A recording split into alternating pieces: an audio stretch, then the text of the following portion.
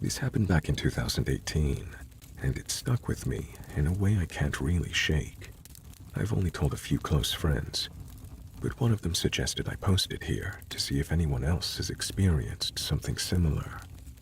I still don't know what I encountered that weekend in the woods, and honestly, I'm not sure I want to. I was 21 at the time, and had gone up to rural northern Michigan to visit an old family friend who I'll call Tom. My dad and Tom had been close since childhood, and he owned a small hunting cabin out near Burt Lake, surrounded by thick forest and marshland, no neighbors for miles. My dad couldn't make the trip, so I went with my older brother to help Tom with some firewood and get the cabin ready for deer season. The cabin was modest, just 2 rooms, no electricity, and a wood stove for heat.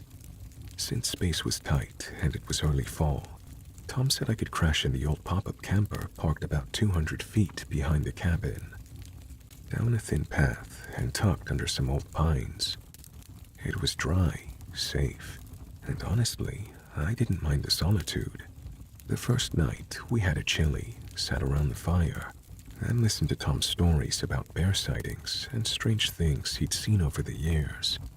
Nothing outlandish, just enough to make you side-eye the trees after dark. I headed out to the camper at around 11 p.m. with a headlamp and a sleeping bag. About halfway down the path, I clicked off my light to look at the stars. They were incredible, but in that moment, I noticed how uncomfortably quiet it had gotten.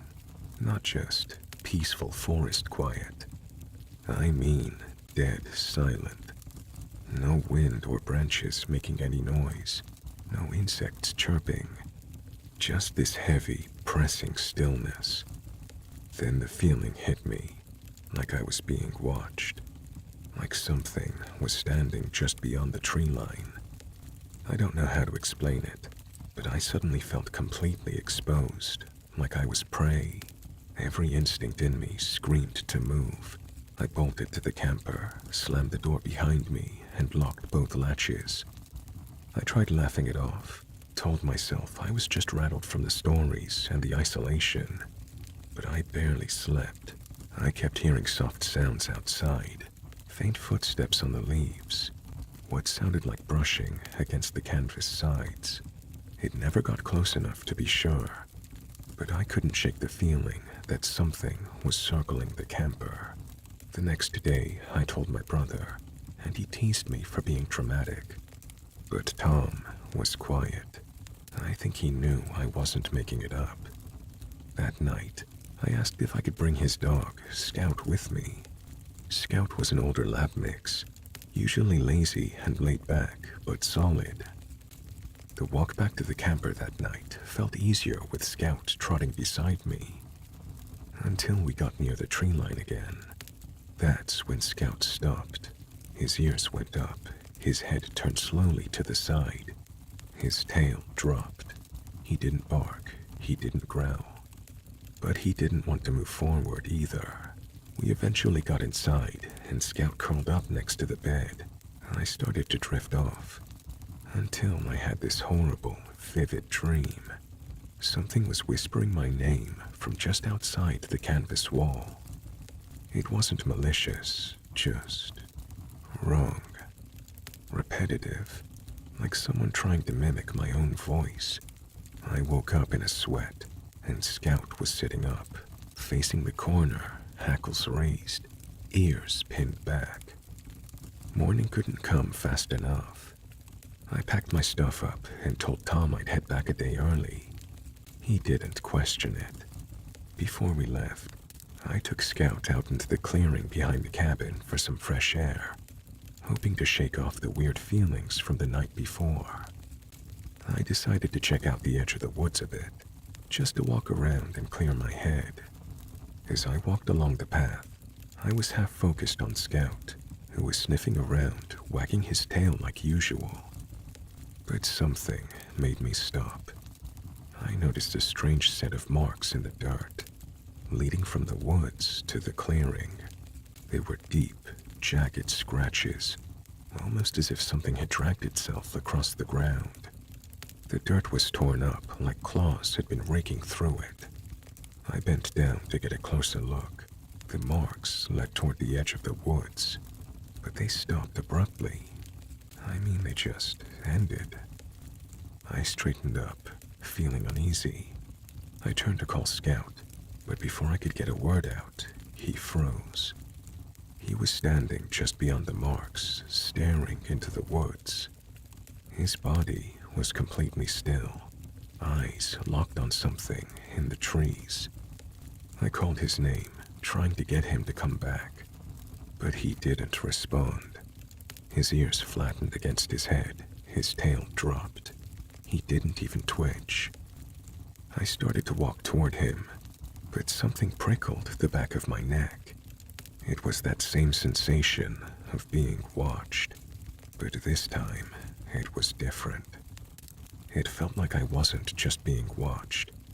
It felt like something else was there, something much bigger. When I reached Scout, I grabbed his collar. I noticed something I'll never forget.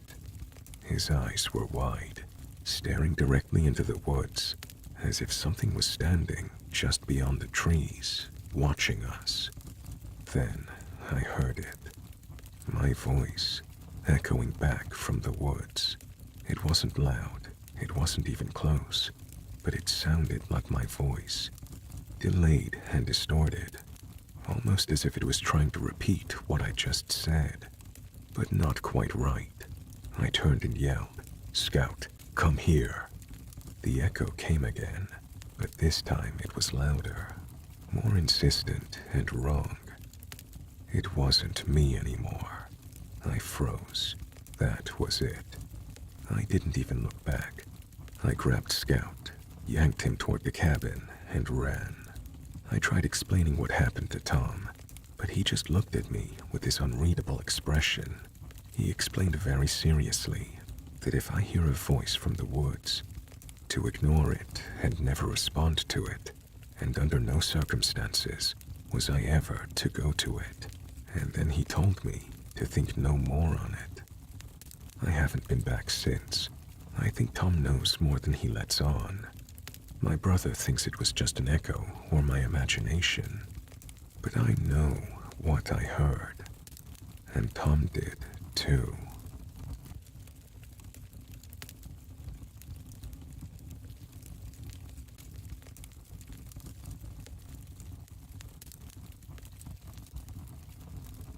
A friend of mine's family owns a cabin on about 60 acres of land out in the Pacific Northwest. It's deep woods, pretty isolated, no neighbors in sight, and the nearest paved road is a good couple of miles away. The cabin is tucked away and surrounded by forest on all sides. You'd never find it if you didn't already know where to go. They've even got a locked steel gate a mile down the access trail to keep out trespassers and hunters. The place has always felt safe. You get your usual wildlife, black bears, coyotes, raccoons. Sometimes you hear owls or the occasional elk crashing through the brush, but nothing that ever made me feel nervous to be there. A couple of autumns ago, my friend and I went up for a weekend, just the two of us. We brought a cooler of food, his old dog, and a couple of shotguns just in case. No cell signal, no Wi-Fi, no distractions. The whole point was to disconnect. We spent the day hiking around the property, target shooting with some cans, and doing small maintenance on the cabin. Clearing brush off the trails, chopping some wood, cleaning out the wood stove chimney. Classic fall chores. That night, we grilled dinner over the fire pit, had a couple of beers, and headed inside once the temperature started to drop. We lit a few candles, put on some music through a Bluetooth speaker, and spent the next hour or so at the table tying flies. My friend's really into fly fishing, and I've picked up a bit of it too. So he's brought his vise, some feathers, and thread, and we were just sitting there chatting, working on a few patterns.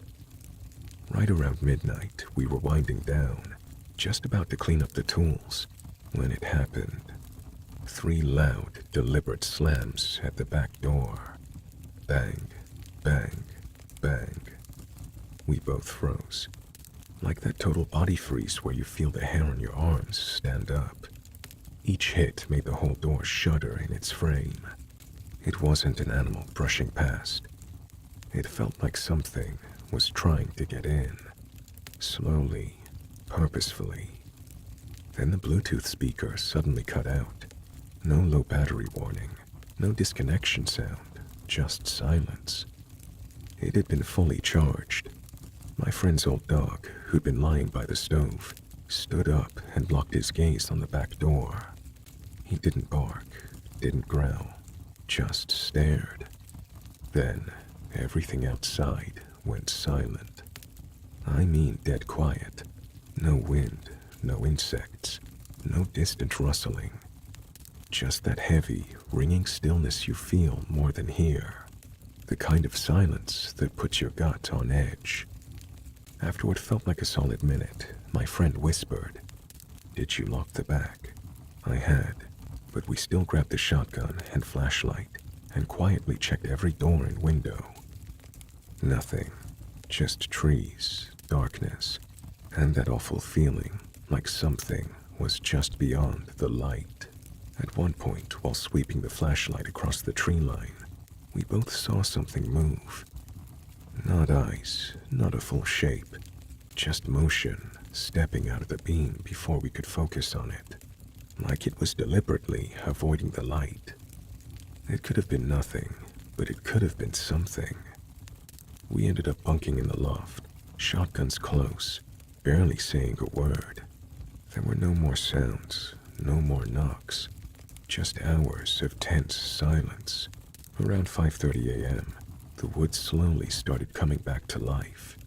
A few crickets, distant birds. That's when we finally exhaled. In the daylight, we found a deep dent in the metal back door, low to the ground. Like something man-sized had hit it hard. The door jamb was cracked too.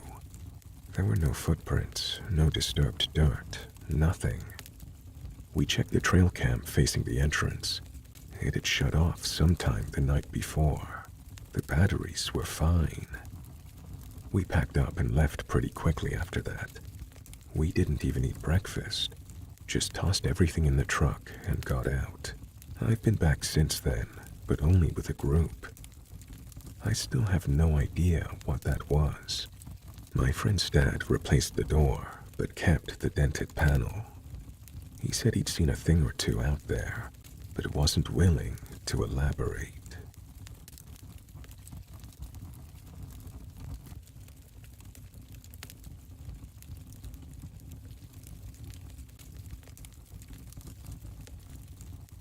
This happened a few years ago, and I've gone back and forth about posting it. This was in the summer of 2020, mid-July. The world was still in limbo, and everyone was stuck indoors. So my girlfriend at the time, Sarah, my best friend Rob, and his sister Claire all decided we needed a weekend out in nature. No phones, no crowds, just trees, hiking, and quiet. Rob's uncle owns a little off-grid cabin in the Umpqua National Forest. Nothing fancy, no power, no running water, but a propane stove, wood stove, old bunk beds, and an outhouse about 50 feet out back. It's a 45-minute drive from the nearest paved road, and when you're out there, you feel completely cut off, which we wanted at first. We got there Friday afternoon. The place had that musky, unused smell, but not in a gross way, just old wood, dust, and forest air. Everything was intact, no signs of mice or wildlife getting in, which surprised me. We unpacked, made dinner on the propane stove, and spent most of that evening outside playing cards and watching the stars. It was honestly one of the best nights I've had outdoors. We turned in at around 11:30 p.m. Rob and Claire took the bottom bunks, and Sarah and I took the top ones. The cabin has one main room and a tiny kitchen off to the side, so it's a cozy space. We locked the front door using an old metal bolt that slides across. Definitely not modern security, but it was something. At 2:30 a.m., I woke up. I didn't hear anything at first. It was more like I sensed something, like when your brain pulls you out of sleep for no reason. Then I started hearing footsteps, not wildlife, not scurrying or twig snapping. These were slow, steady, heavy footsteps on the front porch, like work boots on wood planks. I stayed still and just listened. I thought maybe it was Rob going out to pee, but when I peeked over the edge of the bunk, I could see him still wrapped up in his sleeping bag.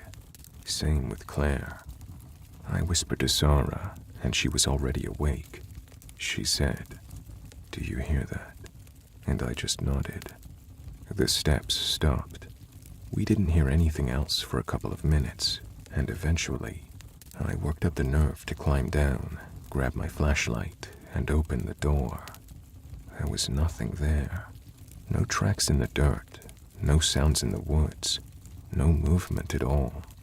Just dead, still air and forest. I even walked a few feet out toward the clearing, shining my light around. Nothing. I came back in, and we chalked it up to nerves.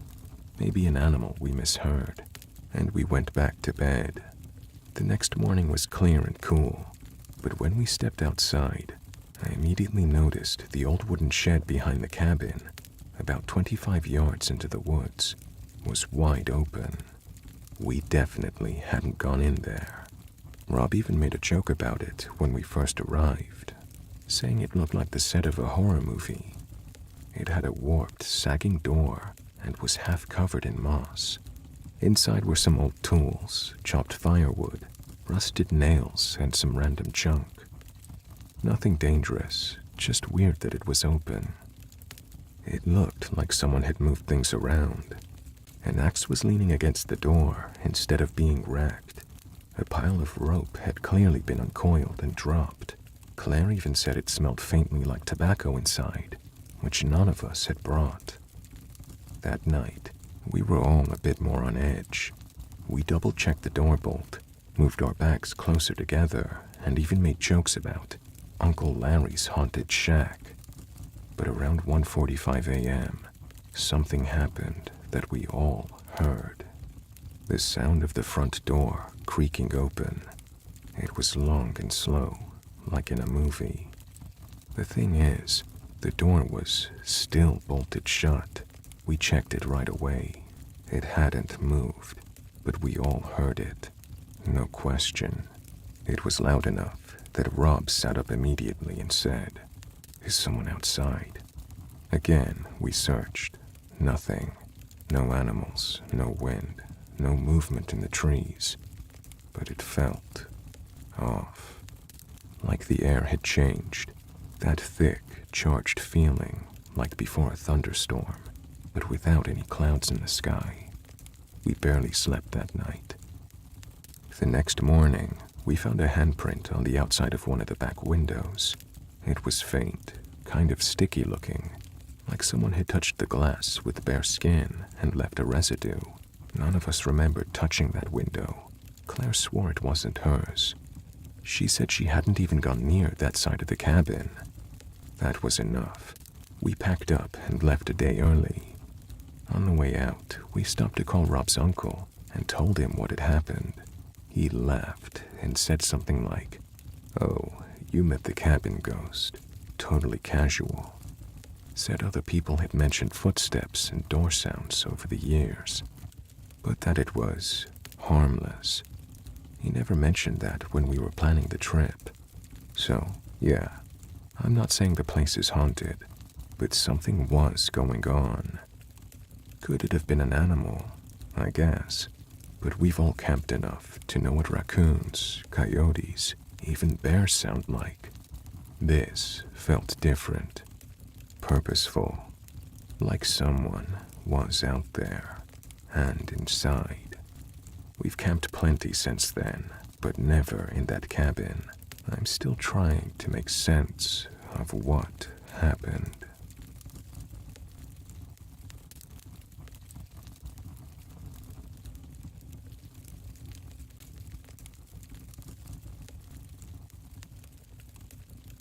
was 11 when this happened. Anna, my older sister, was 14, and Becky, my younger sister, was 8.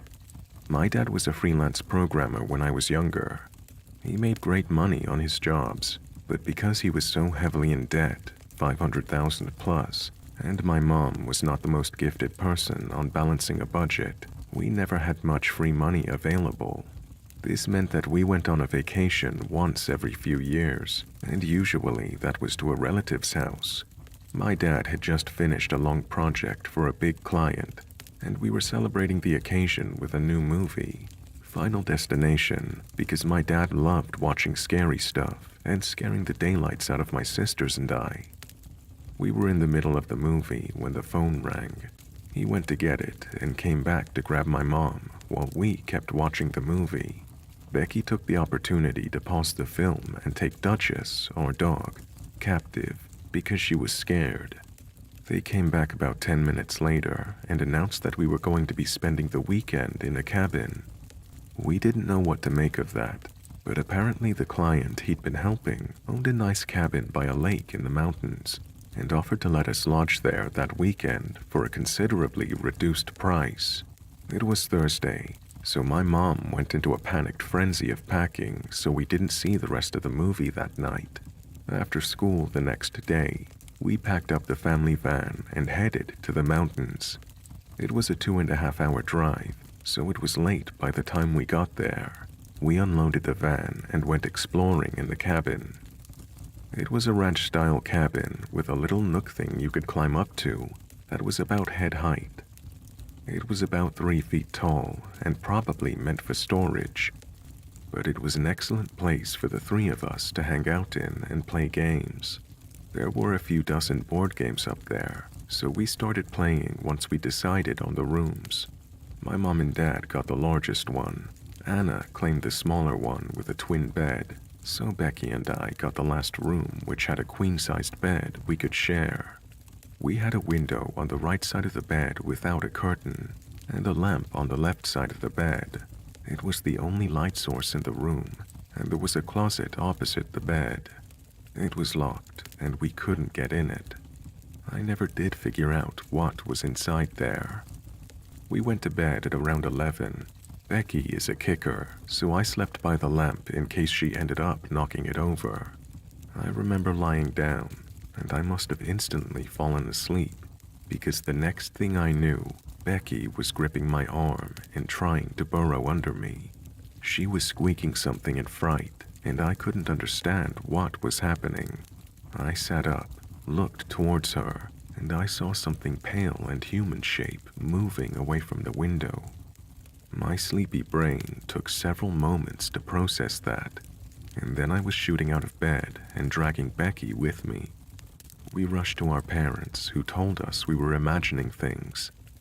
My mom told us to go back to bed, and if we saw anything else, to let them know. I, much to my current annoyance, agreed with them and went back into the room with Becky. We switched positions because she refused to go back to bed by the window. I told her a story to get her to sleep and promptly conked out after her. I didn't wake up until morning. The next day, we went exploring around the lake for about an hour before my dad decided we'd spend the day in town. They had a lot of small shops, and my parents went into every one of them. We ate lunch and dinner in the town, and finally went back to the cabin. Anna made a joke about something as we neared the cabin, and I remember everybody laughing before my dad suddenly held up his hand to make everyone stop. He took another step towards the cabin and pushed the door open with a single finger. I thought it was strange that the door wasn't latched, but I didn't put the obvious together right away. "Dad," Anna said as she shuffled nearer to Belle and I, but my dad gave his head a shake to let her know she needed to be quiet. He went into the cabin and disappeared inside for a minute or two while we stood on the porch. My mom called out his name, and he called back that we could come inside. We did, and found him standing in the middle of the living room/dining room with a frown on his face. He locked the door once we were inside, and he took my mom to the bedroom for a quick chat. Anna, having caught on to what was happening, opted to distract Becky and I by suggesting another round of the board game we'd been playing the previous night. We hadn't been playing for more than 5 minutes when my mom and dad came back. My mom went about cleaning the dishes from breakfast while my dad joined our game. We played for a few hours before Dad told us we needed to go to bed. It was only 9 at that point, which made Anna mad. She was allowed to stay up until 10:30 on school nights and later on the weekend nights. Becky and I got into bed while they argued. We climbed back into the same spots we slept in, Becky by the window and I by the lamp. I read to Belle for a bit before we drifted off. I woke to my dad rushing into our room. He scooped Becky out of the bed and grabbed my hand. He dragged me out of the room and into the hall, where I saw Anna getting similar treatment by my mom.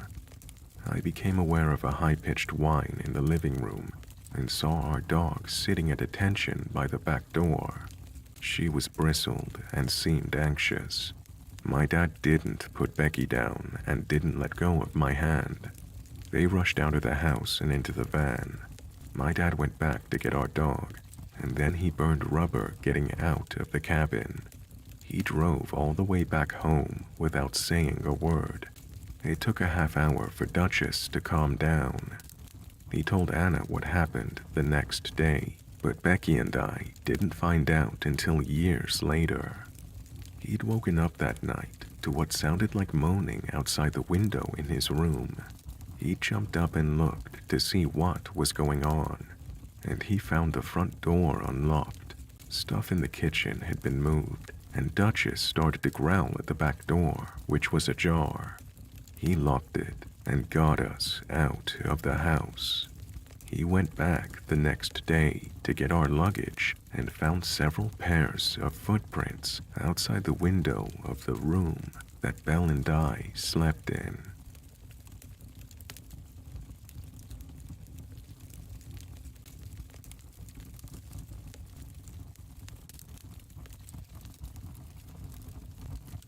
This story takes place in a very remote wooded area in northern Sweden. At the time, I was about 15 years old. My and my cousin's family were staying in our summer cabin. The cabin is placed on a hill, and at the bottom of this hill, there's a cabin with a wooden bridge and 2 boats. The property is surrounded by a dense forest, so the only thing you can really see when looking out the window is the hill leading down to the lake in boats. It was maybe 9 p.m. when my dad, my sister, my 3 cousins and their dad and I decided to light a fire down by the lake. My grandparents, aunt and mom, decided not to go because it was getting late. We just wanted to look out at the lake, stargaze and chat.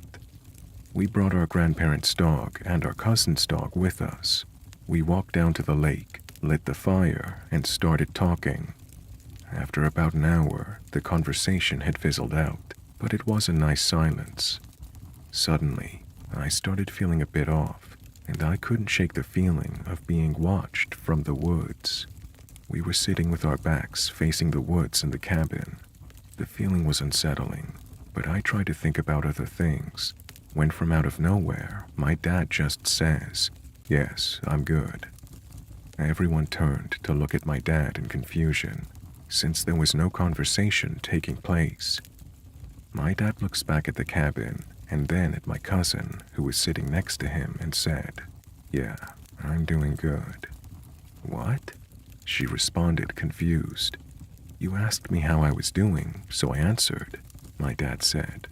"I didn't ask you anything," my cousin replied. My dad looked confused and then said that he'd felt someone lean over and whisper in his ear, "Hello, how are you?" He described feeling whatever it was breathe on his neck and put a hand on his shoulder. He thought it was my mom at first and turned around but didn't see anything. Right after explaining this, the 2 dogs that were with us started growling loudly while looking behind where my dad was sitting towards the woods. We all freaked out, put the fire out, and we all started running towards the cabin. So yeah, We haven't left the cabin when the dark hit ever since, and it's a memory that I'll never forget. But whatever it was nice enough to ask how my dad was doing, so I don't think it had bad intentions. If anyone has any idea of what this could have been, please let me know. The only thing I can think of is a Swedish nature spirit called Vitra that plays tricks on people, but according to some other people, can burn down buildings or capture people if they are bothering them. But they aren't really known for being nice, so I don't know.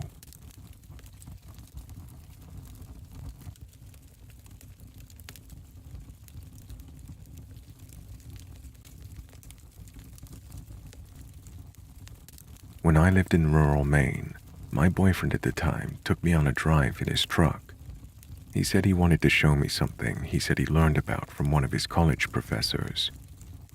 We already kind of lived in the middle of nowhere, but we drove even further into literally nowhere. We were on this road that was 5 to 8 miles of just forest on both sides. No houses, no signs, no driveways, nothing. Then he pulls over near a slight break in the trees. There was a very overgrown old driveway chained off at the road with an old dilapidated sign that said private property. We parked on the road and walked in about half a mile, and there was this old abandoned log cabin house there.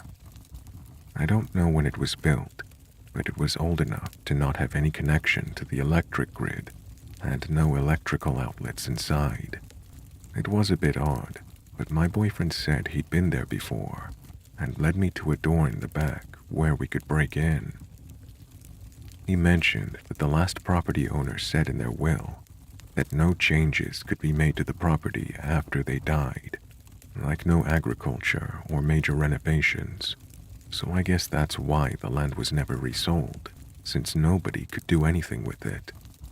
I don't remember if we entered through the second floor somehow or climbed upstairs once inside, but I remember being on this loft that overlooked the interior of the house. It had no railing. It was a 15-plus foot drop right at the edge of the loft. Maybe there weren't any stairs inside at all, or a ladder. It was back in the fall of 2011 when I was a freshman in college, so it's a bit fuzzy. I remember seeing an old wood stove made of iron downstairs and a countertop, but otherwise, I think the place was pretty sparse and made entirely of wood. There was also no sink in the kitchen area and no bathroom, so that meant no plumbing either. The loft we were on had literally thousands of dead flies all over the floor. It was creepy and gross. I know they could have gotten stuck there over the years, but the sheer number of them on every surface and not being decayed or turned to dust was just so unnerving. My ex-boyfriend, for some reason, decides that this is a nice place to smoke weed. I didn't want to stay, but he laid a blanket out over the flies, and he sat and rolled a joint. I did take a couple of puffs, but started getting an uneasy feeling, so I stopped. I'm a regular smoker, but this was just a crazy situation. Then suddenly I realized that the sun was setting, and we were losing light fast. The house very quickly got this terrifying impending doom feeling, and I knew I just needed to get the hell out of there. I expressed my concerns to my boyfriend multiple times, each time seeming more desperate to leave, but he wasn't worried, and he took his sweet-ass time hand-rolling himself a cigarette and taking all the unnecessary shit out of his pockets, laying them out in the blanket, and slowly putting them away. It was pissing me off that he wasn't taking me seriously, and I had such a sense of urgency to get out. I ended up getting out of that house first and started hauling ass down that half-mile-long dirt driveway to get out and away. My ex shuffled behind me, fumbling with things in his hands. I got out of the woods when we were just losing that last light before the true darkness set in. Mind you, this country road has no streetlights the whole way. He had flashlights, but I didn't feel that flashlights equaled safety. I felt we were being watched, and whatever it was really negative. I don't know if I overreacted or if my ex was literally just doped up and clueless, but I never really trusted him again after that. I don't know why I let myself get in that situation. Needless to say, he's not in my life anymore.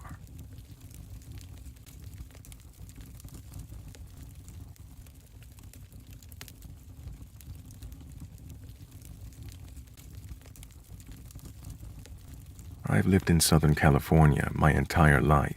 If you know anything about California, it's very diverse. Up north is filled with mountains and trees, and the south is a lot more, well, city-like. This summer, I decided to take a trip to Lake Tahoe. It's a beautiful place, and my first time being upstate. I'm going to chop this story up into segments to make it easy. Day 1.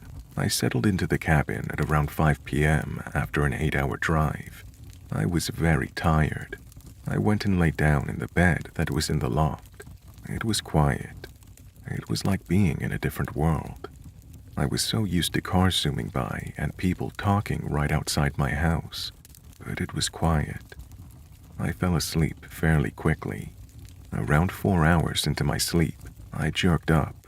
I looked around for a bit before hearing strange tapping. I looked around to see where it was coming from, but to no avail. It sounded like someone was tapping on the window part of the back door. I figured I was just paranoid and went back to sleep. Day 2. Nothing happened this day, and I slept fine. Day 3. I woke up early in the morning, maybe 4. I heard a crash coming from the attic ladder that was placed conveniently right behind the couch I was sleeping on. I didn't move. I heard a few footsteps. You know that feeling you get when you feel someone staring at you? That's how I felt. I was on my side, staring straight ahead. Suddenly, I felt somebody or something crawl over me. I felt their 2 hands on either sides of me, and I knew their face was inches away from mine. Like I said, I was facing straight ahead, and I wasn't going to turn my face to see who it was. They stayed there for what felt like forever, until I felt them crawl backwards and then off the couch. I heard the dog let out a muffled bark, in which someone shushed her, then let out a "good girl." The presence stayed there for what felt like an eternity, until I heard footsteps going out the back door. Still, I didn't move. I was paralyzed with fear. Needless to say, I didn't go back to sleep. I checked on my friends a bit later on when I felt the coast was clear. None of my friends had left their rooms that night. I told them my experience, and they said I was being paranoid. I halfway agreed with them, and our day went on as planned.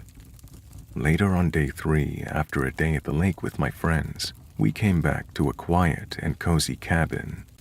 The caretakers of the cabin told us there was a river a bit farther back into the woods, about a 15-minute walk. My friends decided to stay back and rest, so I took some bug spray and a small backpack with snacks and my phone.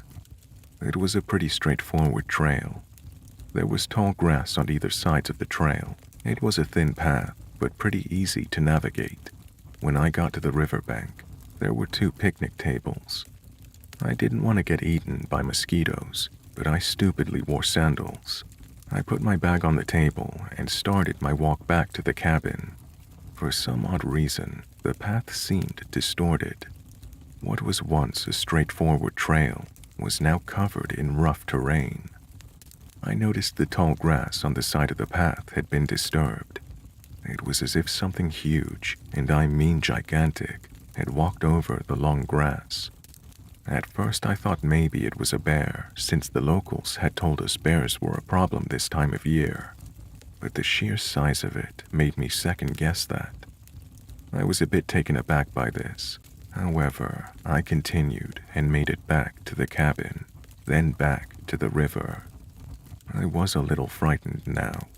I kept telling myself I was just freaking myself out, and I should enjoy the nature. I sat down at one of the tables and watched the river. After a while, I felt like there was something staring at me. I looked around, assuming one of my friends was on their way to prank me, but there was no one.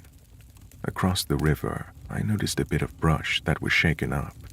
There was a clearing in the bushes that was fenced off by 2 logs in an X shape. The longer I sat in that spot, the more worried I got. I couldn't help but feel like there was something behind the thick brush that I couldn't see.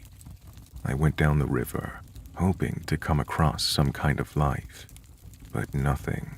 No fish, no frogs, no roads, just mosquitoes, and a bunch of them at that. Disappointed with the lack of anything really, I went to sit back at the table, and that's when I heard it. It was a noise I can't really describe.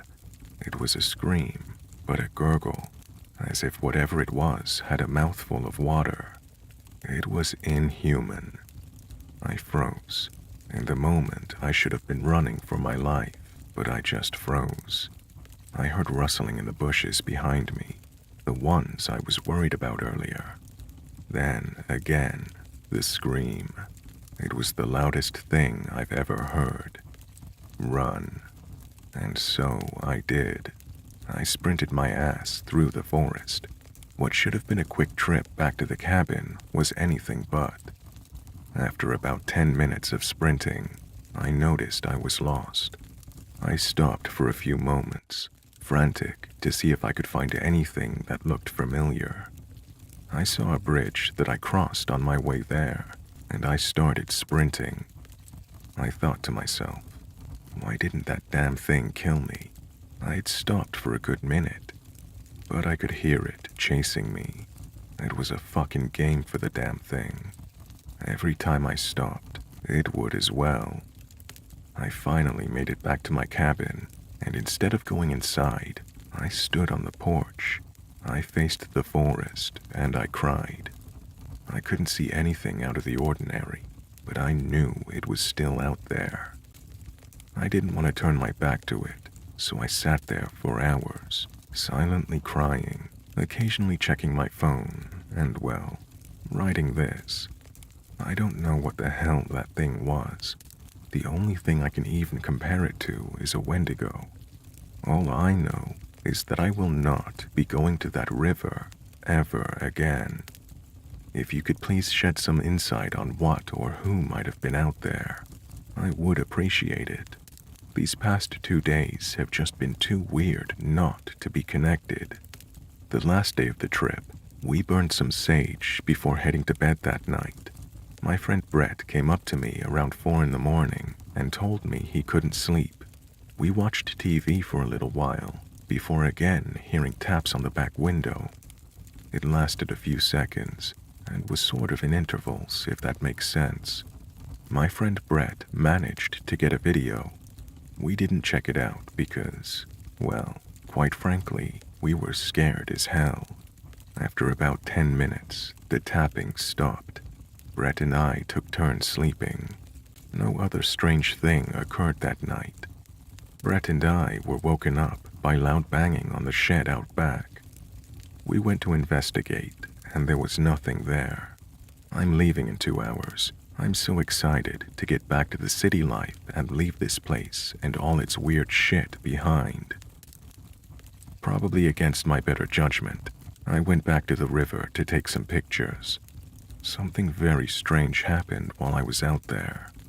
I really can't explain it. It was loud gurgling noises and soft music. I was pretty deep in the forest, and there was no one out there with me. I got back to the house and had my friend Brett go up into the attic, while myself and the others watched from below. There was nothing up there. I'm not sure if I feel better or worse knowing there's nothing up there. I did find some sage under the cabinet, which makes me wonder if it was there for a reason.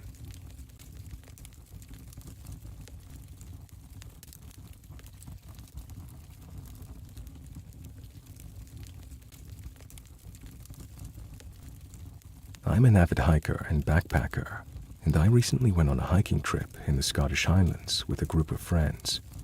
We planned to stay at a bothy before tackling some hills the next day. For those of you who don't know, a bothy is basically a basic shelter in the middle of nowhere. Sometimes an old farmhouse, sometimes a shed, anything to keep you warm and dry. They're free to use and usually come with a fireplace, some basic furniture, and minimal amenities. You don't need to book them or anything. You just show up. Sounds good, right? So, we found ourselves in an old farmhouse built back in the early 1800s. It has 2 stories, spacious enough for all of us to spread out upstairs and get some rest.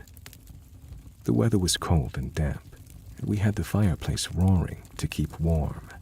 It was one of those perfect nights when you're in the middle of nowhere, everything's quiet, and you're just listening to the crackling fire while chatting away. No one else was around, as far as we knew.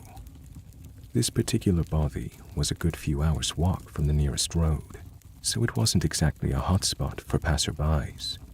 At about 3 a.m., I woke up suddenly. It wasn't from a noise or anything at first, but I just felt uncomfortable. I lay there for a few moments, trying to shake it off, but then I heard something. The front door of the bothy creaked open slowly, followed by the unmistakable sound of footsteps downstairs. Heavy, deliberate steps, like someone walking around the main room. I froze. My mind immediately started racing, trying to figure out if it was one of us, if someone had gotten up in the middle of the night for some reason, or if someone else had wandered in. The footsteps continued for a minute or two, slow and steady, and then there was the unmistakable sound of the door slamming shut. After that, silence. Complete, utter silence. Now, at this point, we were all wide awake and fully alert. It was a gut instinct, but we all felt the same way. We were in the middle of nowhere, and I can't imagine anyone walking all that way, especially at 3 a.m. It wasn't like someone was casually passing by, and yet, it felt like someone was in the house with us. We couldn't ignore it, so we all decided to check things out. We tiptoed downstairs, and we didn't say a word to each other. Everyone felt that strange tension in the air, but no one wanted to voice it. It was like the footsteps had been loud enough to cause concern in the way you might think, but the way they'd stopped so abruptly, and the door slamming shut had us all on edge. We opened the front door and stepped outside into the pitch black night. There was nothing. No head torches from anyone nearby. No sound of anyone walking around. Not even an animal in the distance. This was a remote spot, miles away from any roads, so it's not like someone was going to just wander by, especially at that hour. We thought maybe there was someone camping nearby.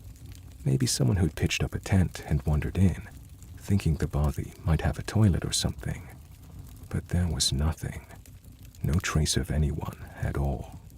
Just the cold night air and the howling wind. We stood there for a while, trying to make sense of it, but nothing added up. There were no signs of a struggle, no evidence of anyone else being there. We couldn't even hear the faintest footstep, not even a distant shout. There was nothing. After a few minutes of standing in the dark like idiots, we went back inside and locked the door. The whole thing felt off, but we tried to convince ourselves it was just the wind, or some strange noise from the house settling. The weird part, the next morning when we were packing up, we found out that this bothy was apparently well known for strange occurrences. A local told us that many people who had stayed there reported hearing footsteps when no one was around, or even feeling like they were being watched. The more I thought about it, the weirder it got. I'm not really a believer in ghosts or anything, but I couldn't help but feel there was something off about that night. It wasn't just the footsteps or the door slamming. It was the silence afterward, how everything went still, and how we couldn't find anyone nearby. It's one of those things that messes with your mind, and it's hard to explain. I've stayed in plenty of remote places before, and never once had something like that happen. I've heard people talk about the energy in certain places in the Highlands, but I'd always dismissed it as superstition. Now, though, I don't know. That night made me reconsider. Anyway, I'm not saying it was definitely a ghost or something, but there was something very strange about that night. It's probably just the isolation messing with our heads, but honestly, I still get chills thinking about it. If you ever stay at this bothy, keep an ear out. You might just hear something that you can't explain either.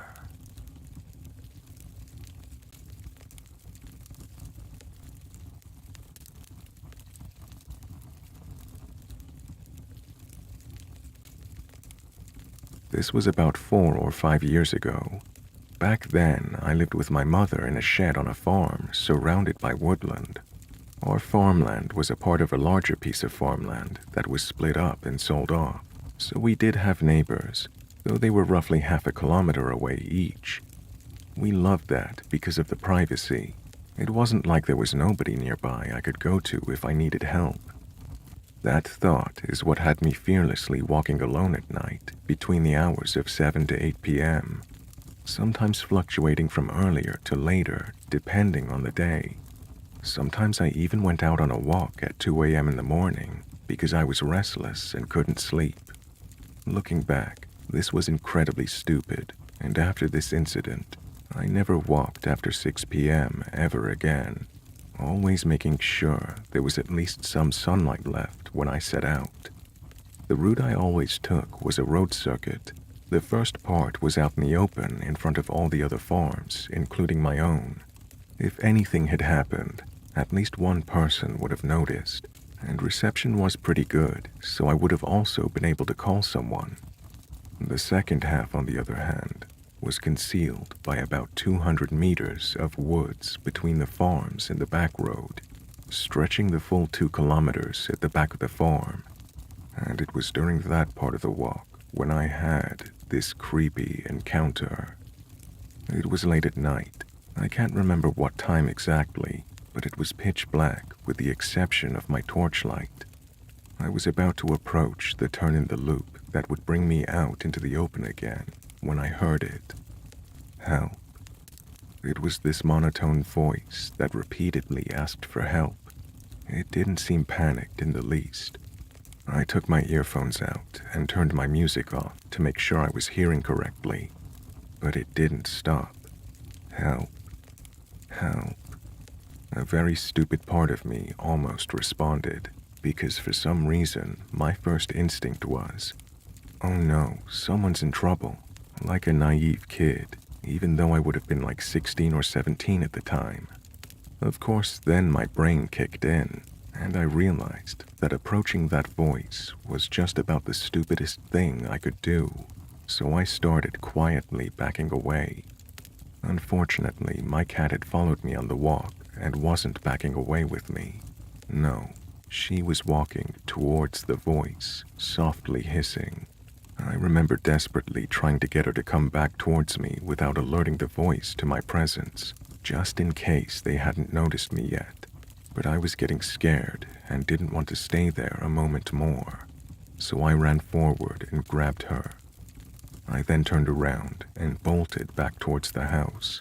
I don't know if it was stupid of me to turn my back to the voice, as I was making so much noise while running that there was no way they didn't know I was there, and I had no way of knowing if they were giving chase. I was so fucking terrified that whole time. The image of someone cloaked in shadows chasing me entered my mind, and even though I couldn't hear anyone behind me, I never once slowed down until I was back safe and sound within my house. It doesn't end there, though. Despite how terrifying it was, there was still a part of me that was concerned about whoever it was, because what if they really had needed help? So I asked my mother to drive us to the location. Another very stupid decision considering what we found, that being nothing. We called out and called out, but nobody answered. We didn't get out of our car though. Luckily, neither of us were that stupid. We drove home, having seen nothing and no one. But it still bothered me in the morning, so I had my mother drive us over again, and we searched the immediate area. Nothing. No indication that anyone had been there. There was no body, which admittedly was a drastic thing to search for, but I know shock can leave you eerily calm, which could have explained the voice and the lack of response afterwards, and that made me fear we'd been too late, and we'd find a body in the morning. I don't know if I would have preferred this outcome, because at least then I would have had a face to the voice. But no, we found absolutely nothing, and to this day, I have no idea who that voice belonged to and why they were monotonously calling out for help. My mind has naturally come to some chilling conclusions and theories that leave me unable to sleep. Kidnappers, serial killers, all the classic horror stories. But I guess I'll never really know for sure.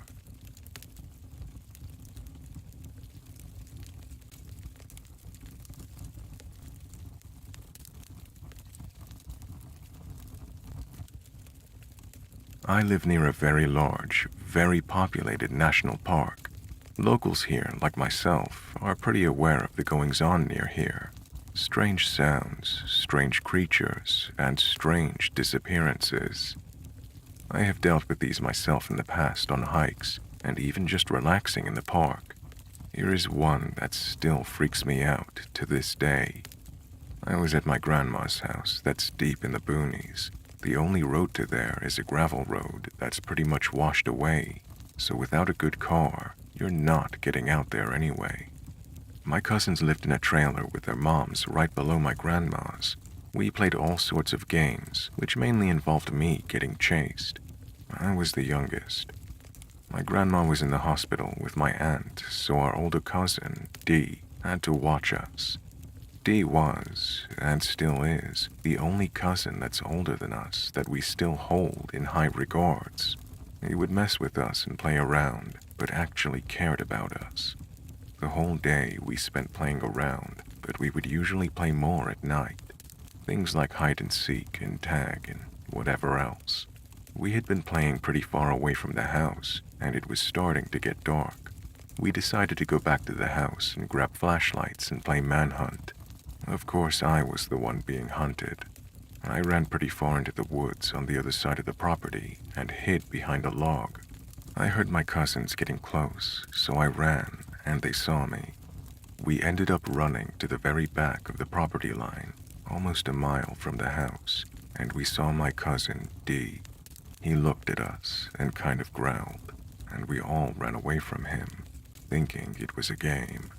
We ran back onto the gravel road, and we saw him walk out of the tree line, but he did it weird, kind of gloatingly in a way.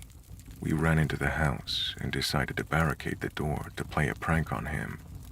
We moved a couple of things in front of the door, but decided to move the big coffee table in front of it too. As we loudly scooted the table across the floor, Dee came into the living room from the master bedroom, rubbing his eyes.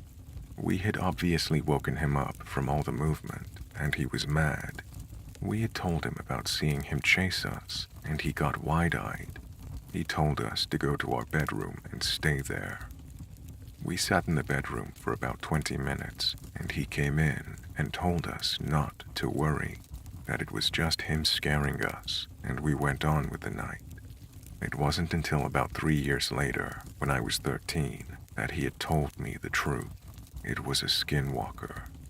He told me that he's dealt with it when he was our age, and he proceeded to tell me his story. I may share this someday, depending on how far this goes. This is, of course, just one story. There are a lot more.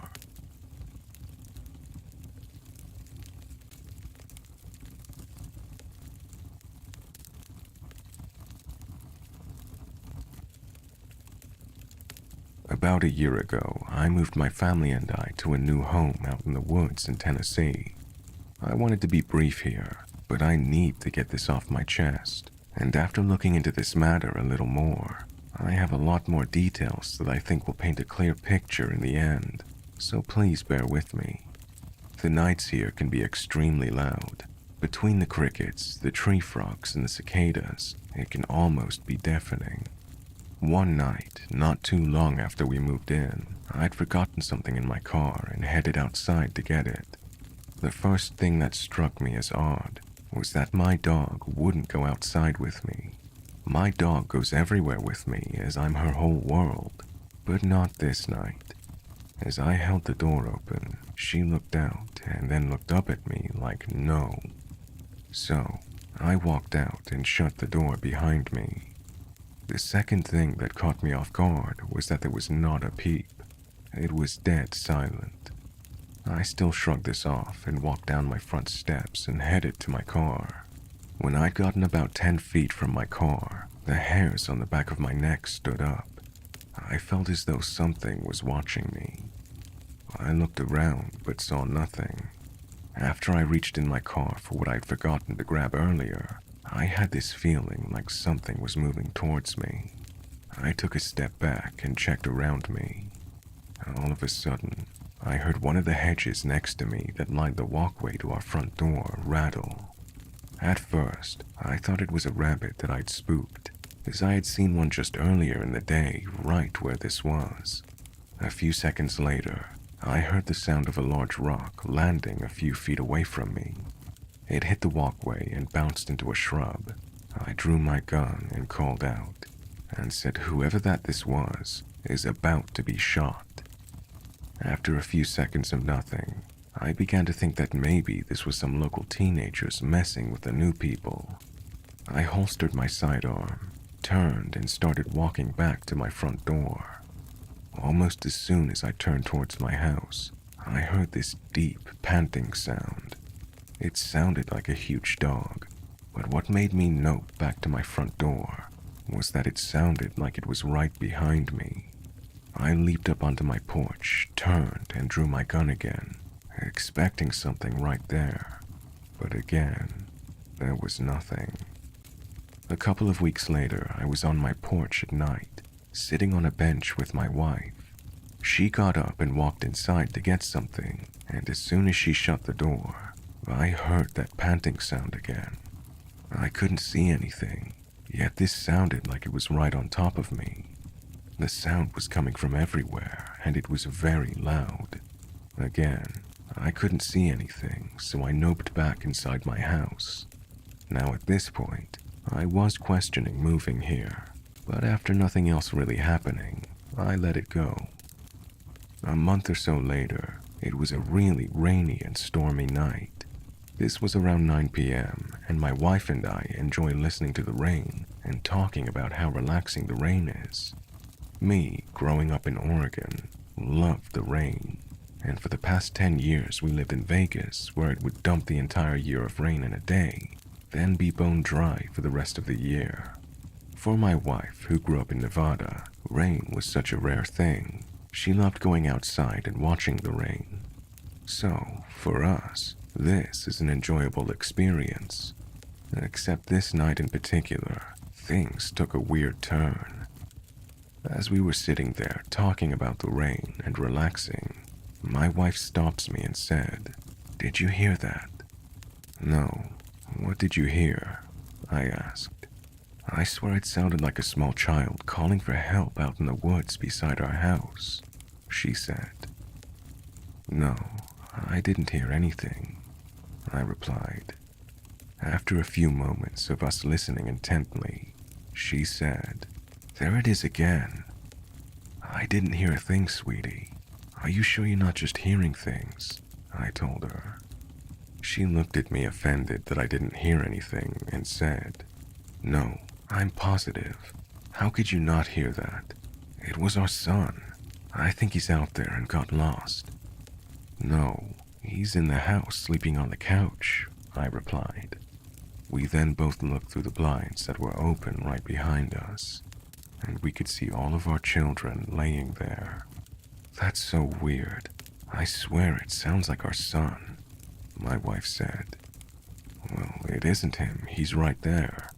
Besides, I don't hear anything," I told her. She then stands up and says, "Wow, he's really crying out for help. I need to go look for him."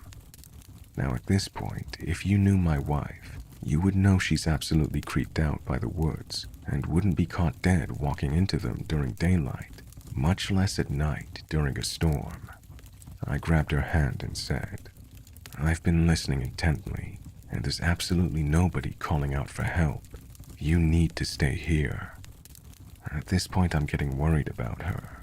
She was acting completely out of character, not to mention that at this time, she was 8 months pregnant with our baby daughter.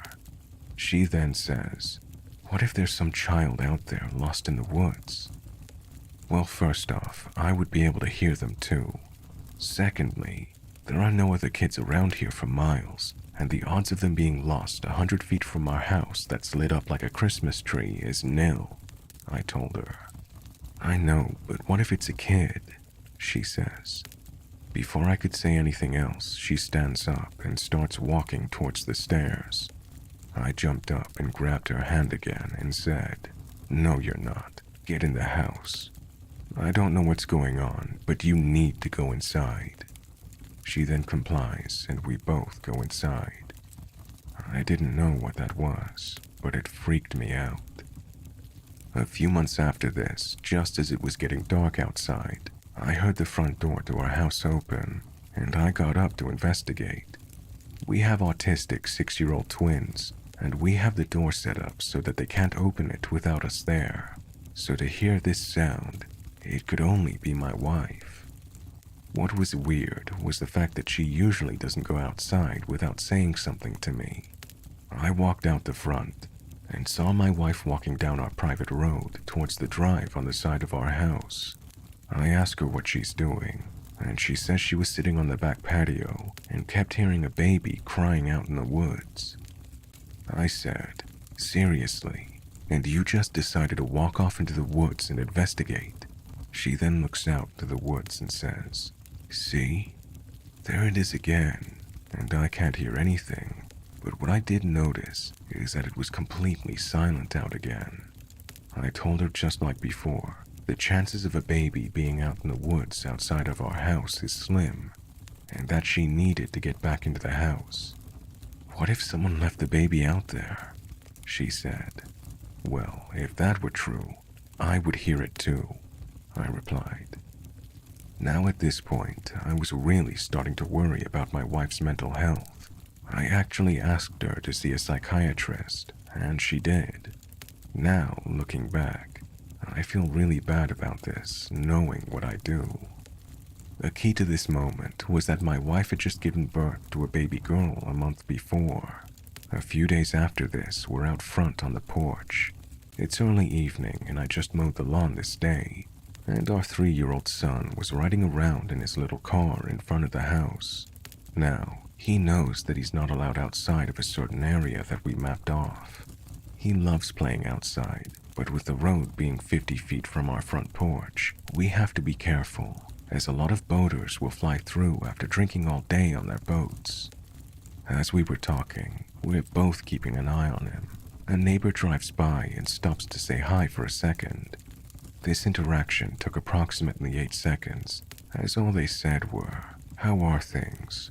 "Good," we replied, and he told us he would stop by later as his wife got something for the kids. We said, "Okay, great," and he drove off. I looked over where our son was, and he was gone. I called out his name and ran over to the side of our house, and I could hear his car on our side drive. I scolded him for leaving the area, and he said something in his 3-year-old gibberish and pointed to the woods behind our house.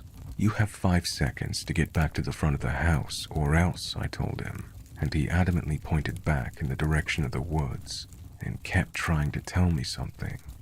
I looked off in the direction of the woods and just assumed he saw a deer or a squirrel or something and wanted to see it up close. I walked him back up to the front of the house, and he cried the whole way there. He got really upset that I wouldn't let him go into the woods. But I just wrote this off as him being curious, and most 3-year-old boys are. Now this instance isn't isolated, as our twins have done something similar, but not quite as extreme as this.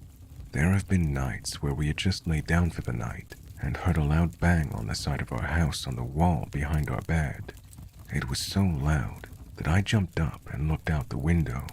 Our floodlight had come on, but I could see nothing.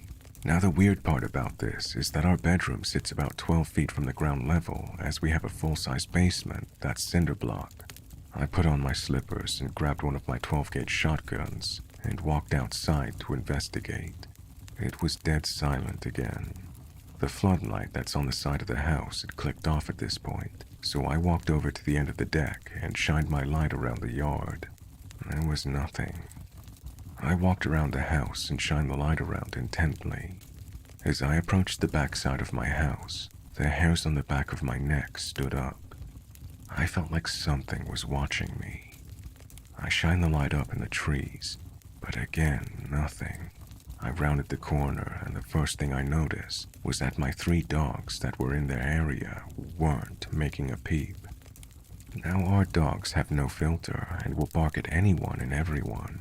This includes me, so to see them all hiding with their tails between their legs, not making a peep, really had me worried. As I kept walking, all of a sudden the crickets and frogs started making sounds again. It was as if someone had clicked a switch. I walked back into the house and told my wife that I hadn't seen anything. She shrugged and said okay, as long as our dogs were okay. Due to the circumstances that night, I decided to let the dogs in and sleep with us. This very same thing has happened on all 4 exterior walls of our house. It's random and annoying, but just like this instance, every time there's nothing going on outside. There have also been times where we were sitting in the house, and as I was watching a movie, my wife walked over to me and said, "Did you call me?" I told her no, and she said she swears she heard me call her name in her ear. She said it was definitely my voice, but she didn't understand because it was so close, and I was a good 20 feet away from her in my recliner. The important part of this was that she was sitting at the table doing something, and the slider to the backyard was open behind her. Now, our patio sits about 20 feet off the ground and is like a balcony, as it has no stair access outside. I think the previous owner built it for barbecuing. There have been several instances where she would say she heard someone whisper in her ear, but she couldn't make out the sound. Again, I kept thinking she was going crazy, but as you will see, I think all of this is tied into this final moment where things are revealed. The last thing I want to mention before we get into what just happened is that I have a shooting range built behind my workshop on the opposite side of our property, next to the main road. It's kind of on a downslope, but it works perfectly for what I need it for. The range itself cuts straight into the woods, going about 100 yards or so. When you're at the downrange, you have woods surrounding you on all sides, except back up to my shop. I have to say, it has always felt creepy when I'm dealing with my targets or mowing. When you're down there, it feels like you're miles from anyone. One day, around 5 in the evening, I was sighting in a new rifle scope. The sun was still up, but was starting to fade soon, so I knew this was going to be the final test. Up until this point, nothing really happened while I was making my multiple trips downrange, other than this feeling of uneasiness. As I got downrange, I kept feeling like someone or something was watching me. I looked around, but didn't see anything. As I was placing stickers over my previous shots, I heard something big off to the side of me. It sounded like a large branch had snapped off a tree. Now, if you've been in the Tennessee woods, You will know that a lot of branches fall off trees randomly out of nowhere, so this is nothing new. Except this time, it was very loud and sounded like fresh, strong wood, if that makes any sense.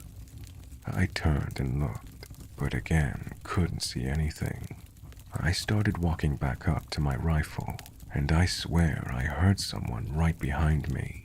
I turned around, but again saw nothing. As I started to walk, I heard this deep growl. It was really deep and loud, and what's worse is that it was all around me. I turned around, facing the range, and started walking backwards. The thought of some rabid dog charging out of the bushes had me freaked out, so running wasn't a good idea. I slowly walked backwards up the hill to my rifle, but nothing happened. I grabbed my rifle and sprayed the target with rapid fire, hoping to scare off whatever was stalking me. I left 10 rounds in the mag and grabbed my rifle bag and quickly walked back up to the house. I never told my wife about this, as I didn't want her to freak out. Fast forward about a year later from when we moved in, and my niece is staying with us as a live-in nanny to earn money over summer break from college. We were on our way back from the store, and about a mile from our house, I saw 2 eyes reflecting the headlights coming from a wide tree on the side of the road just ahead. It had caught my attention because they were higher than a deer, but also a different color and size. Just as I had said, "What is that?" and squinted, they vanished. I made a comment that it was almost as if it had known I could see its eyes, and it moved. The color was kind of golden and green, but they resembled the mannerisms of a large cat as they felt ominous. It's hard to explain, but I shrugged it off as we were passing the tree and saw nothing. A few moments later, we arrive at the house. As we're getting bags out of the car, my 3-year-old came bolting out of the house, excited to see me. As I was waiting to help her carry in her bags, I heard my dog growl. I looked in the direction. She was looking at my neighbor's property across the street. Now, what I saw kept me up all night. Up until this point, I've always been skeptical, as I've never seen anything with my own 2 eyes. Even with what had happened to me the year prior, I still had my doubts that it was just my mind playing tricks on me. Now my street is kind of a spread out neighborhood. Each house sits on several acres, and at the end of our road is Kentucky Lake. My neighbor's house sits adjacent to my house on about an acre lot. Directly in front of my house is a wall of woods, and directly behind my house is several thousand acres of untouched forest. As I was looking across the street to my neighbor's property, I saw a large dark figure between the trees at first. The movement caught me off guard, as it looked like something big moved quickly on all 4s. Then, when it came out into clear view, it stood up and walked like a man. At first, I didn't know what to make of it. It was very tall, but what was strange about it was the distance it was covering, and the fact that when it was in front of his shed, I swear I could see through it. It was clearly walking quickly, but moving faster than any person could at a sprint. More importantly, there was no sound. It was like it was phasing in and out of reality as it moved. I said, "What the hell is that?" and realized that it was looking directly at us. It had moved at an angle away from us to minimize its time out in the open, and moving as quickly as it could while still being silent. The hairs on the back of my neck stood up as I realized that whatever it was stalking us. I told my niece to get in the house now, and I grabbed my son and booked it inside. I grabbed my AR-15 with a short scope and came back outside to see my niece still grabbing stuff out of her car. Knowing I told her firmly and clearly to get in the house, her disregard to my command annoyed me, but still I watched over her without saying a word. As she was slowly walking, she turned towards the woods across the street from my house and suddenly bolted for the house. She ran up the steps in a panicked state. I asked her what she saw, and her face was pale as a ghost. She said, "I heard something big in the woods walking loudly on the leaves, and when I turned toward it, I heard a deep, guttural growl." I asked her why she didn't come when I told her, and she said she thought I was talking to my son. I told her what I'd seen, and she wanted to get a closer look to see if she could see something. I told her that it was not a good idea, and she went anyway. As she was walking down the walkway, I heard the sound of dry leaves crunching in the woods across the street. I told her to stop and come take the flashlight. Now at this point, she's about 6 foot away from my wife's SUV. As she turned and started walking back to me, I caught a glimpse of something gray and hairy bolt from behind the SUV back across the street into the woods. My porch is a raised porch, and our SUV is about 6'5" tall, and whatever this was cleared it about 45 feet in what looked like a single jump. It moved like lightning. Whatever it was, it wanted my niece. It jumped behind the car out of my line of sight and was waiting for her.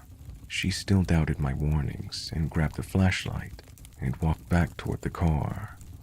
As she entered my driveway, she stopped dead in her tracks and leaned forward as if she could see something. I asked her what she saw. She turned and ran back up on the porch with a terrified look on her face, saying, "Nope," over and over again. She said it was a figure hiding inside of a tree and that she saw its eyes. I asked her what they looked like, and all she could say was that they looked dull red at first, but as she got closer, they looked dead. I said, "What do you mean dead?" And she said that the pupils looked gray, kind of like the way eyes look when they go blind. She said it was really dark gray, and she swears she could see through it, almost like a dark cloud. She wanted to go out again and took a step down the stairs, and as she did, it revealed itself from the tree. I said, "Get inside," and I went in and locked the door. It looked like a tall human-shaped being. It was really tall and looked ominous as hell. The next morning, we did a height comparison to the tree limb we saw it stand over, and we put its height to around 9 feet tall, and its eyes were about 6 inches apart. At this point, I don't know what this thing was. After doing some research, I think this thing was a glimmerman or crawler. I looked to see if there had been any other sightings in Benton County, but nothing. More importantly, I swear it would phase in and out, almost like a shadow person, but bigger and more obvious. One of the things that makes this fit is that it can communicate telepathically. This explains why everyone was hearing something that nobody else could hear.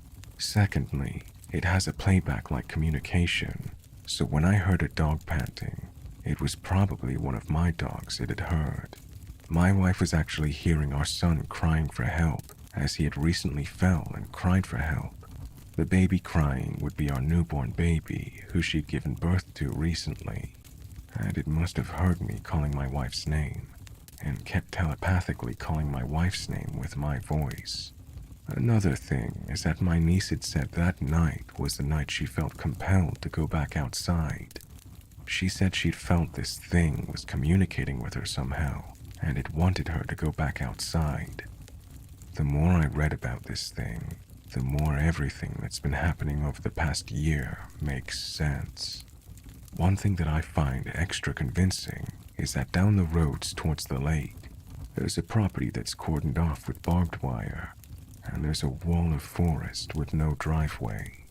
A lot of the property down our road is underdeveloped owned land, and on one of the trees, there's this large old sign that says, "Screamer lives here," with an arrow pointing back into the woods. Now I have to admit, when I first saw the sign, I laughed, thinking maybe the owner screamed at trespassers who entered his property, and teenagers put up the sign to mess with him. But when I did a satellite search of our neighborhood, that entire section of road has no houses or trails or anything. It's just pure forest for as far as the eye can see. One of the things that this thing is said to do is make a loud scream when threatened. Now that you understand my story, I doubt this is the ending. The next question is, what can we do? I don't want my wife or kids to disappear one day, and if there's more than one of these sightings out there, this really makes the missing 411 make a whole lot of sense. I feel perplexed and scared as to what I can do. I wanted to update. Thank you all for the support. Unfortunately, we can't afford to get a camera system or trail cameras that many have recommended. I'm a disabled veteran, and I just lost my business due to the lockdowns. We're struggling to afford the basic amenities currently. One night when my niece arrived, we went out on the front porch to welcome her. I did notice something that looked like a face staring at me, but what was weird was that as I was staring at it, it moved back into the shadow without moving, if that makes any sense. The one thing that I would like to add in this update that I hadn't thought was connected was about 2 to 3 weeks ago, my wife and I had been in an argument about something silly. She decided to walk into our woods to clear her head. I was on the back patio when I noticed her walking down our shooting range. I asked her where she was going, and she said, to cool off. Now, I knew the chances of something happening to her were slim, but I found it odd that she chose to go into the woods rather than simply walking down the road. I quickly got dressed and went to go down to try and bring her back. I went to the end of the range and called her name. After a few minutes of calling out, I heard nothing, not a peep or a twig or anything. Now the weird part is that it is impossible to move around in these woods without making any sound, especially for her. I was worried that she was walking too far, but I had to get back into the house as our children were alone. It freaked me out because it was as if she had vanished. I went back into the house and debated calling someone, but I figured I would give her a bit more time. I went to the back patio and waited. After about an hour, I started to get really worried. I called out her name again and decided that I would call if she hadn't returned at the hour-and-a-half mark. After another 20 minutes went by, she came walking back out of the woods. Angry that she'd worried me so much, yet also relieved, I asked her what she was thinking. She said, "What?" as she walked back up into the house. She came in and looked at me like I was crazy. I said, "Did you not hear me calling out to you?" She said she only heard me once, and she replied, and this is where it gets crazy. She said, "I've only been gone for 10 to 15 minutes. Why are you freaking out?" When I told her that she'd been gone for an hour and 20 minutes, she didn't believe me. She also said that when she went down there, she didn't go very far. But when she turned around, she started walking and got worried that she was lost. She said she didn't recognize where she was, but something told her to keep walking. She said it felt strange, and that the air felt different. When she came back out of the woods, she was relieved to see the house. Now, the part that upsets me the most about this was that where she said she was impossible. I was literally standing 20 to 30 feet away from that spot. If she had been there, not only would I have seen her, but she could have talked to me in a normal voice. My concern is that you can see the house from this spot, and how she felt lost is mind-boggling. I don't know what this was. I thought that again she was just losing her mind. I plan to go back where she was with her to prove that you can see the house from there. But I want her to show me exactly where all she went, as well as talk me through everything. An update on June 24th, 2022. Weird things kept happening. My 3-year-old son was playing on the back patio a few feet away from us, and all of a sudden, the dogs inside jump and start barking, as one of our dogs, Duke, that's on the patio with him, comes bolting into the door. I jump up to see what's going on, and my son's pointing at the tree line saying, "Werewolf, Daddy, werewolf." Now my son loves watching videos of werewolves for toddlers for some reason. I would normally put this off as nothing, but if you saw the look on his face, you would know that he was serious. Plus, with the way my dogs reacted, he had to have seen something. I pulled out my phone and began recording. He kept saying, "Daddy, look, werewolf in the bushes." I tell him I can't see anything, but I can hear something really big in the leaves. An update on September 7th, 2022. My niece quit. She said she couldn't handle all the stuff that's been happening to her. Everything was fine for a while. We kept indoors for the most part. We went out on the porch one night with a flashlight and camera, hoping to catch something. We kept hearing things in the brush, which could be anything. After a while of not seeing anything, we went back inside. I said my prayers and then slept like a baby. My niece, however, did not. She woke up late the next day and seemed a bit jumpy. I asked her what's wrong. She said that she didn't sleep well as something was outside her window. It took a bit of prodding to get her to talk about it. She said she could hear something big outside her window, but every time she looked, she couldn't see anything. She said she heard weird noises that she couldn't describe. She came out to the living room to see if I was still up, but I was fast asleep. She decided to go back to her room and go to sleep watching YouTube on her phone. She said she was almost asleep when she felt something standing right behind her. She turned around and there was nothing.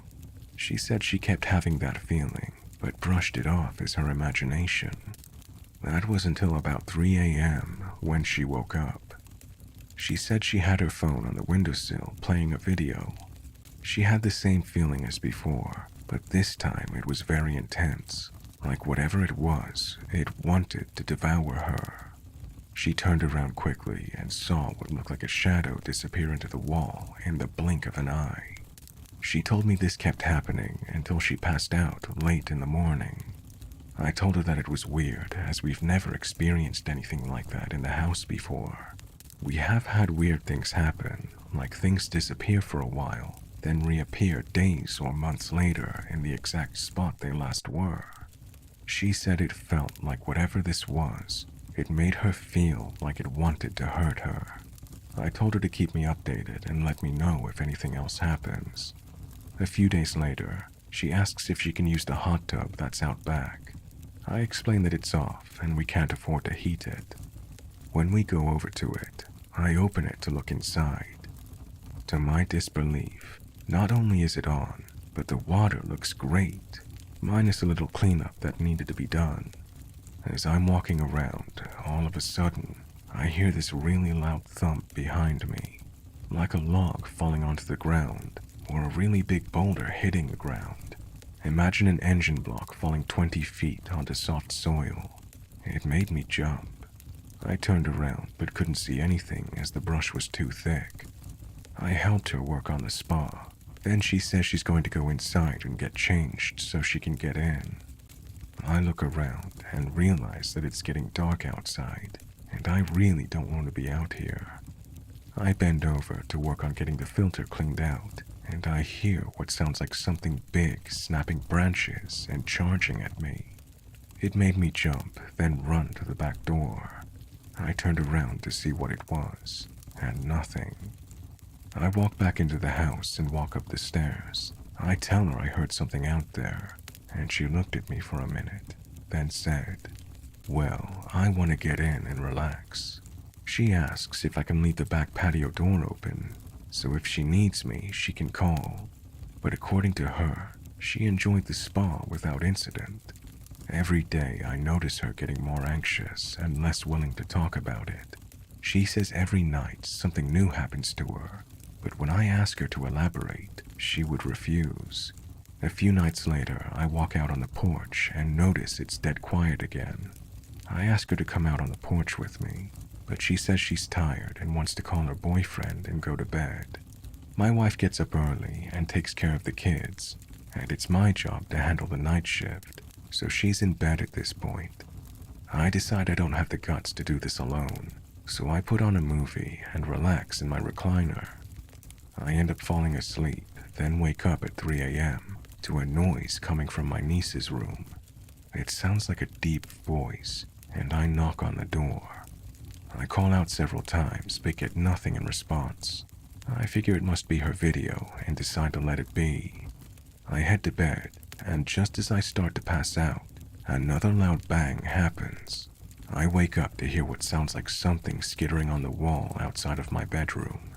Understand that this is way up in the air and physically impossible.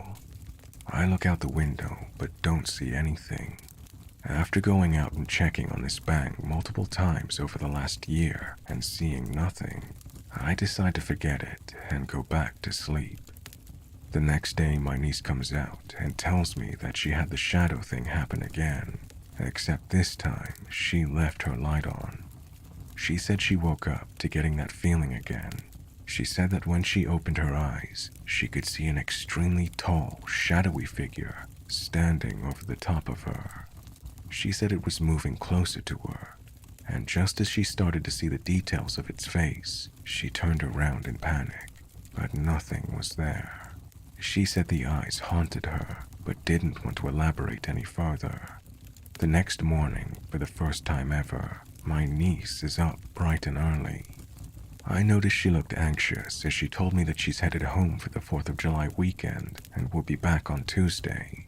I ask her if she's okay, and she says yes, and quickly walks out the door. Later that day, I get a call from my sister telling me that she won't be coming back.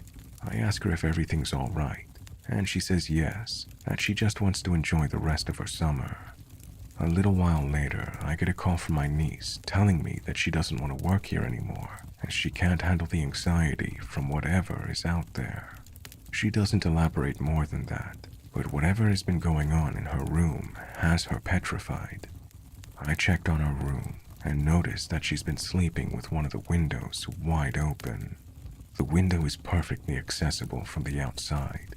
I don't know what's been going on, but whatever it is, looks like it could have been coming into the room. Fast forward to the 4th of July. I do fireworks out front of the property by the road facing the woods. Due to what's been happening at night, I decided to do them prior to it getting dark outside. We do our fireworks, and just as it starts getting dark, I get everyone inside. After a couple of hours, I remember that my hose is still on the ground and laying out by the road. I head out to clean everything up and put the hose away. While I'm doing this, I notice it's dead silent again, minus the sound of the fireworks in the distance. The hairs on the back of my neck go up, and I get the feeling that I'm being watched again. I hurry and coil the hose and ran back into the house. I swear, I'm starting to wonder if it's just my mind playing tricks on me at this point.